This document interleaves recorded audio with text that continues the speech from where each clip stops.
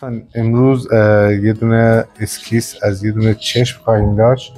طراحی ریز میکنیم ازش که بتونیم اجراش کنیم توی تایم کوتاه.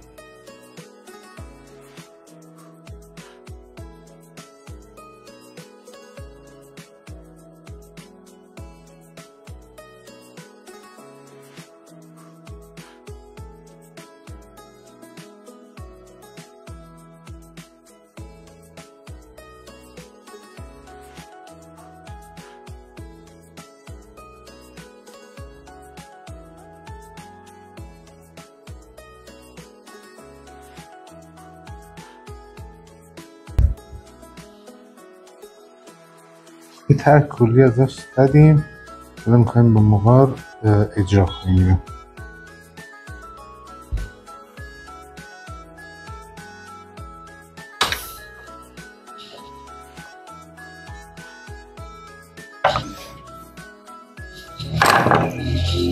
اول با شفره خطای اصلی رو ایجاد میکنیم توی کار که خطا رو گم نکنیم.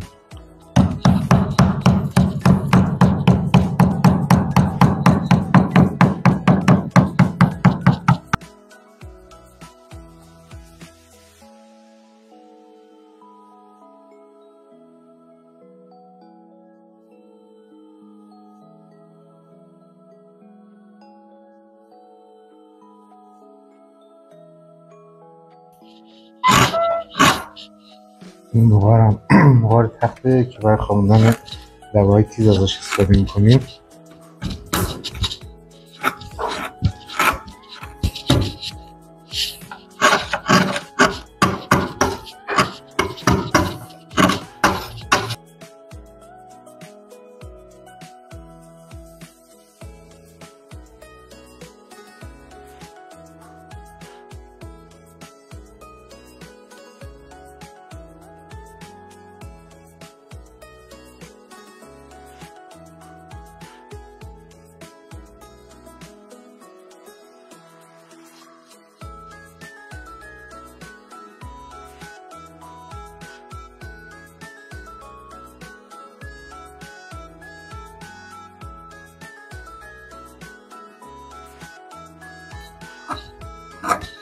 من سعی کنید یه فاصله بین ابرو و چشم هست اون رو فرمش رو در بیاریم، اون حجمی که لازم داشته باشه، بعد نسبت به اون چشم رو ما میسازیم.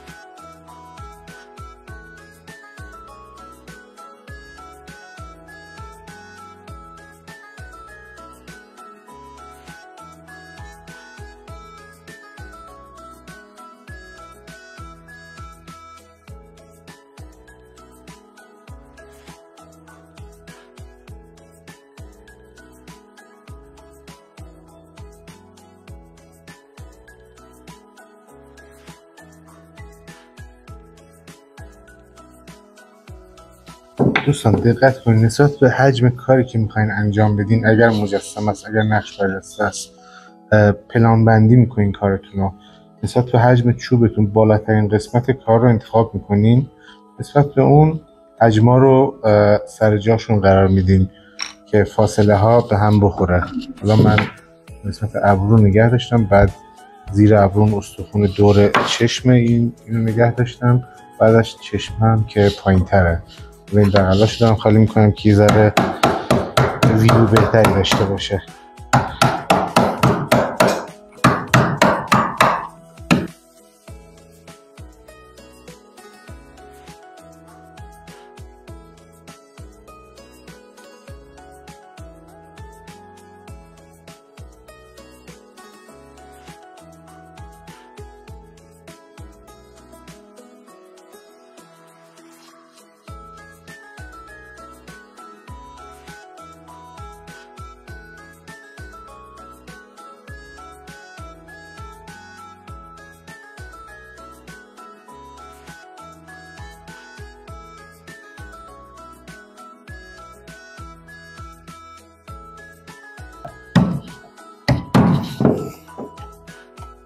ما اگه اینجا رو دیواره بینی قرار بگیریم در نظر بگیریم، ببینید اینجا یه استخونی داره که بقیهش از اینجا به بعدش میشه قضرب. حالا یه حجمی داره که ما نیاز نداریم، بینی رو جدا کار میکنیم. بعدا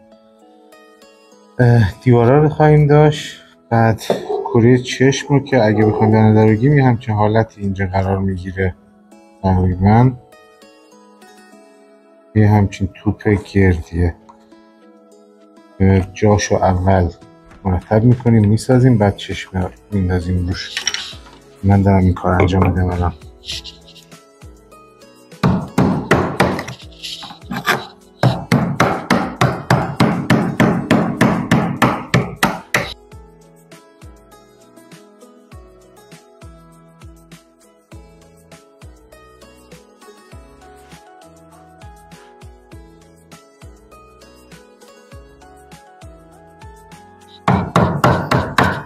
فرم کره چشم دارم زیر پوست نشون میدم، توجه کنید.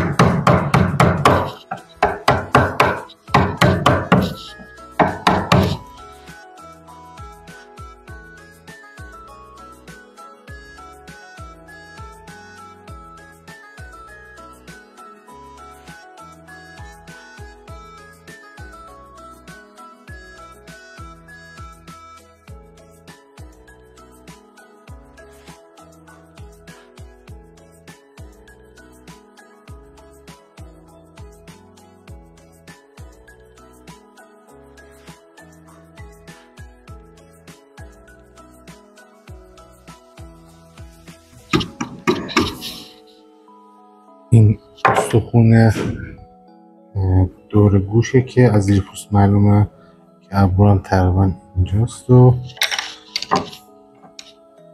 سعی میکنم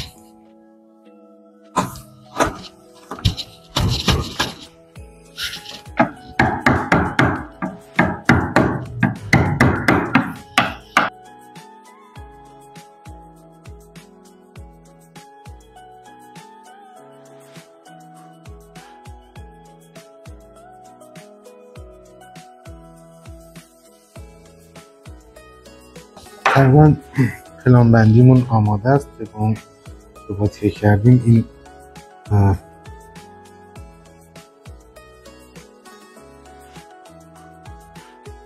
روی کامل چشمه که اون قسمت پوستی که میفته روی چشم تقریبا از اینجاها شروع میشه.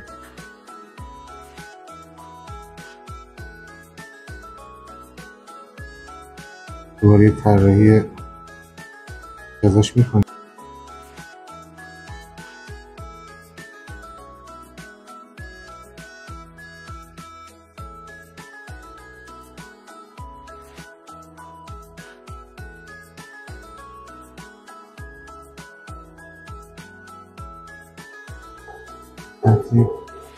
کلیات چشم رو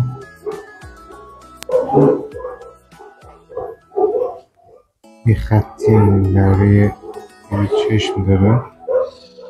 بهترین حالتش اینه که اول اینو ایجاد کنیم، بعد خطه داخل چشم بزنیم، چون بعد از اینکه خطه داخل چشم انجام میدیم این دیواره نازک میشه و حالتش کننده پیدا میکنه. ممکنه براتون مشکل ایجاد کنه وسط کار. با این گلوی شماره 6 تقریبا 6 8 حالا 4 نسبت به سایز کاری که میخواین انجام بدین موقعتون انتخاب میکنین. ایجاد کنیم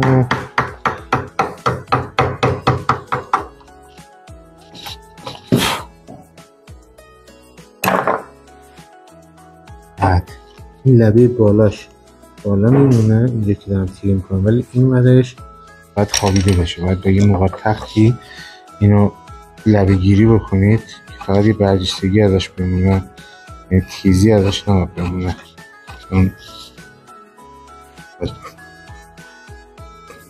نباید باشه.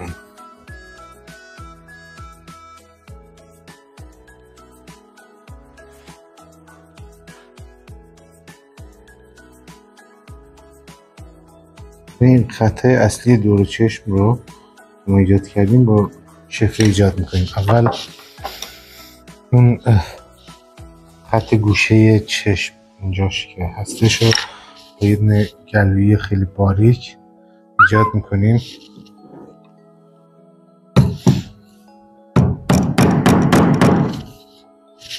و شفره هایی که میزنیم رو تو اون قسمت باید جمعش کنیم.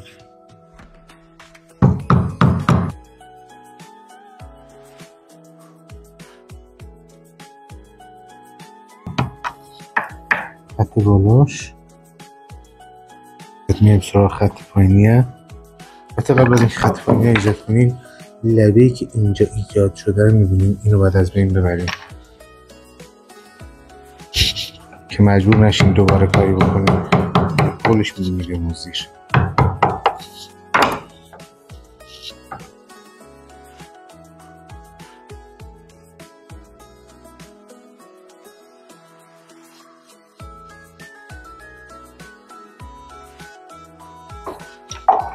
حتی شفره که ایجاد کردیم ممکنه ضعیف باشه، به خاطر اینکه خیالتون راحت باشه موقع خزینه کردن داخل چشم لبه ها رو از دست ندین نپرن.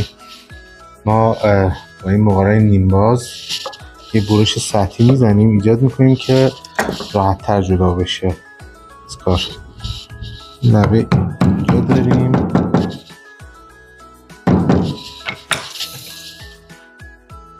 بعد اون قسمت پایین رو خواهیم داشت.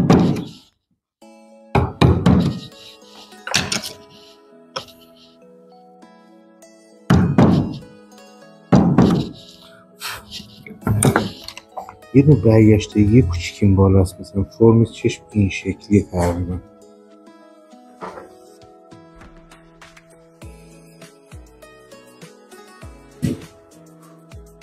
منظورم این برگشتگی. خب این که میذاره اغراق کردم که شما ببینید.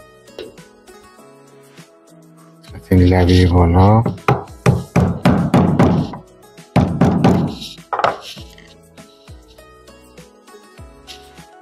این قسمت صافی بالای چشم خیلی سطحی ها، نباید عمیق بزنید باشه. بعد دیگه برش همون کامل شد. حالا این به این ترتیب داخل چشم رو فرم میدیم. این موقع تخت لبه هاشو میخوابونیم. فقط مراقب باشین این مرکز چشم که هست از لبه های این پوست دور چشم پایین تر نباید بره، اونجوری چشم ناقص میشه. بکنم وسطش هم سطح اونا باشه، خیلی مهمه.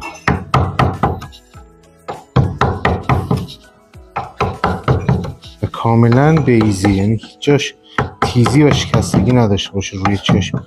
وقتی این تمیزش میکنین حواستون باشه یک دست باشه. این یه بویه که اون زیر وایستاده و روش پوست هست، خاطر اون باید قوه تخیلتون رو به کار بگیرین و حسش کنین. این ترتیب چشم ما در حال آماده شدن. این قسمتی حالت گودی داره، میتونین ایجاد کنین. این یه پخش میشه میره تو صورت، ماهیچه های صورت تشکیل نباشه. کوچولو رو نشونش میدم.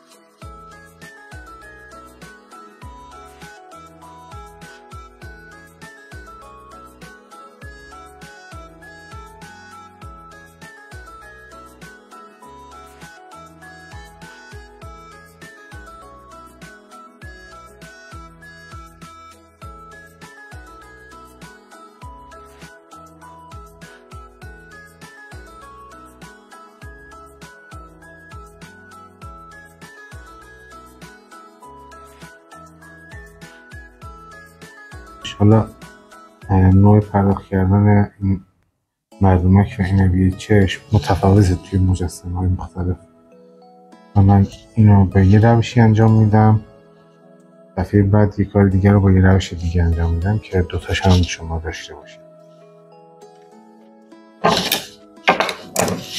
اول این گوشه، این سیاهی گوشه رو نشونش میدم، یه کوچولوی برش سطحی بالا بمونه، بعد این قسمت چشمی خود میبرم پایین تر که اون بمونه بالا. موهاتون رو به سمت داخل بگیرین، لبه موهاتون یادتون باشه همیشه اینجوریه که زاویه موهاتون باید به سمت باشه که قرار ازش بار بردارین. حالا من میخوام از داخل مردمک بار بردارم، به خاطر اون زاویه موهام به سمت داخل گرفتم که راحت‌تر برش بخوره.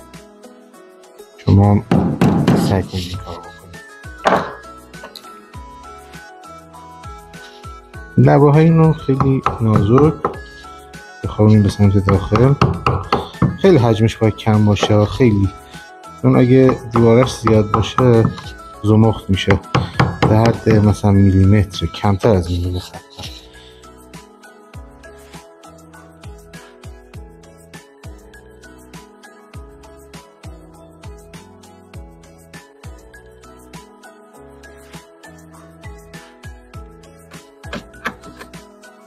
صافش کنید.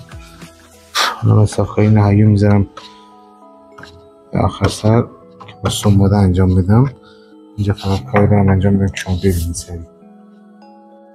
این قسمت سیاهی داخل چشم، اینو تقریبا خالیش میکنین همشو. حتی میتونین با یه دونه مته سوراخش کنین، عمرشو زیاد کنین که هر چقدر تیره تر باشه انقدر بهتره. بدن گلوی روان 4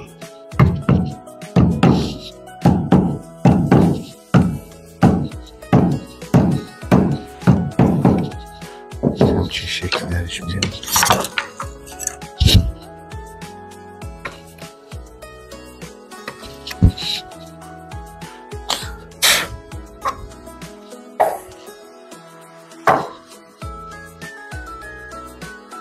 حالا فرم در آوردن ابرو هم یه جلسه دیگه جداگانه به توضیح میدم که اینجا زیاد وقت نگیره، فقط اینو اجراش میکنم که کارمون شکل بگیره.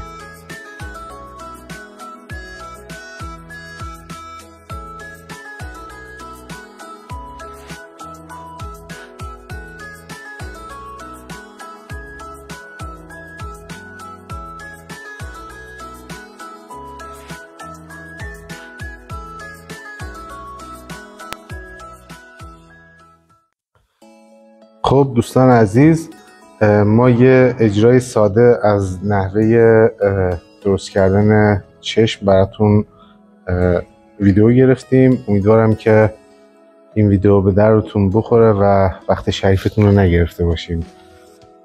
لطفاً اگر دوست داشتین برای ما پیغام بذارید و اون دکمه سابسکرایب رو روشن کنید و ویدیوهای ما رو ببینید.